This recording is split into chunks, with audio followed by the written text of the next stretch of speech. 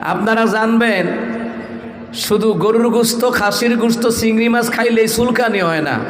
কিছু মানুষের হক কথা শুনলেও চুলকানি এমনি বাইরে জায়গা। কথা কন ঠিক না? তো হক কথা বলার দায়িত্ব আলেমরার দায়িত্ব।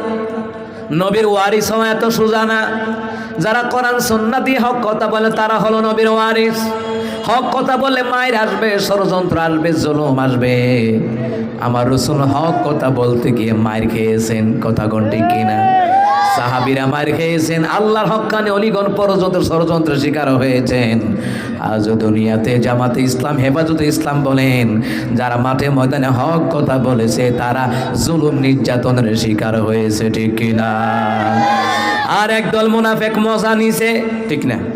একদল মুনাফিক মজা নিছে। মজা তুমি মজা নিবা, তুমি আবু জাহিলের বংশধর, তুমি ফেরাউনের বংশধর, তুমি হামান কারুন নমরুদের বংশধর, তুমি মজা নিবা। কিন্তু একজন মুমিন রে অপর মুমিনজন ভালোবাসে। যারা মুমিন মুসলমান তারা সত্যিকারী অর্থে আলেমদেরকে ভালোবাসে। ঠিক কিনা?